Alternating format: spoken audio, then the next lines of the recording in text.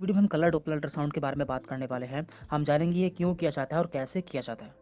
तो पहले हम ये जान लेते हैं कि नॉर्मल और कलर डॉपलर अल्ट्रासाउंड में क्या अंतर होता है। देखिए, जो नॉर्मल अल्ट्रासाउंड होता है उसकी मदद से हम अपने बॉडी के ऑर्गन्स की पिक्चर ले सकते हैं और उनमें कोई भी इशू डिटेक्ट कर सकते हैं। लेकिन कलर डॉपलर की मदद से हम अपने बॉडी के ऑर्गन्स की कलर फोटोग्राफ ले सकते हैं। स्पेशली इस अल्ट्रासाउंड का इस्तेमाल हमारे खून की नलिकाओं को देखने के लिए किया जाता है। हमारे शरीर में दो तरह की खून की नलिकाएं पाई जाती हैं, एक होती हैं आर्टरीज और एक होती है वेंस। जो आर्टरीज होती हैं उनमें प्योर ब्लड पाया जाता है, जबकि जो वेंस होती है उनमें इम्प्योर ब्लड पाया जाता है। तो जब भी हम इसे अल्ट्रासाउंड में देखते हैं, जो हमारी आर्टरीज होती हैं हमें लाल रंग की दिखाई देती है, जबकि हमारी जो वेंस होती हैं हमें ब्लू या फिर नीले कलर की दिखाई देती है। अब हम ये जान लेते हैं कि ये अल्ट्रासाउंड क्यों किया जाता है।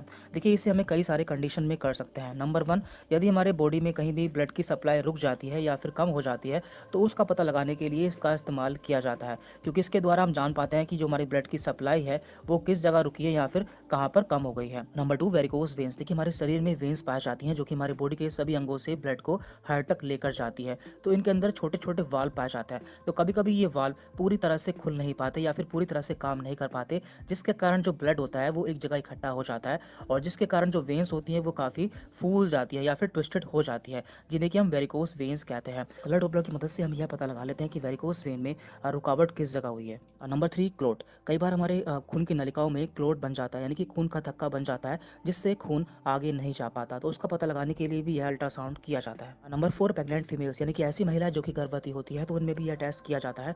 इस टेस्ट की मदद से हम प्लेसेंटा और फिटस की ब्लड सप्लाई देख सकते हैं। तो कई बार प्लेसेंटा या फिर फिटस में जो ब्लड सप्लाई होती है उसमें कोई प्रॉब्लम हो जाती है, या फिर प्रॉब्लम का पता लगाने के लिए इस टेस्ट को किया जाता है।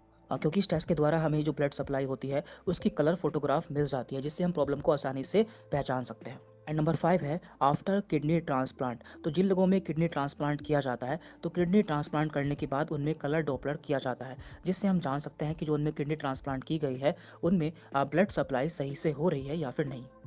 अब हम ये जान लेते हैं कि इस टेस्ट को कैसे किया जाता है। देखिए, इस टेस्ट को करवाने से पहले आपको कुछ घंटे तक फास्टिंग रखनी होती है, तो ये आपको डॉक्टर बता देते हैं। और साथ ही साथ आपको कोई भी ऐसी चीज़ नहीं लेनी होती है जिसमें निकोटिन पाया जाता है, जैसे कि सिगरेट या फिर टोबैको, क्योंकि निकोटिन जो होता है वो हमारे ब्लड वेसल्स को कॉन्स्ट्रिक्ट यानी कि उसे सिकोड़ देता है, जिससे हमें जो रिजल्ट मिलता है वो फॉल्स पॉजिटिव मिलता है।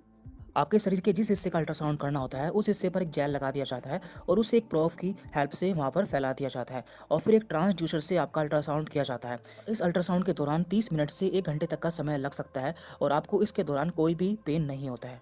तो इस अल्ट्रासाउंड का इस्तेमाल हमारे बॉडी के किसी भी ऑर्गन की ब्लड सप्लाई में रेस्ट्रिक्शन या फिर कॉन्स्ट्रिक्शन को देखने के लिए किया जाता है, यानी कि रुकावट या फिर कमी को देखने के लिए किया जाता है। और यदि आपको इस अल्ट्रासाउंड के बारे में कोई डाउट है या कन्फ्यूजन है तो आप हमसे कमेंट करके पूछ सकते हैं, और नेक्स्ट वीडियो आप किस टॉपिक पर चाहते हैं उस पर आप हमें कमेंट करके बता सकते हैं। Thank you.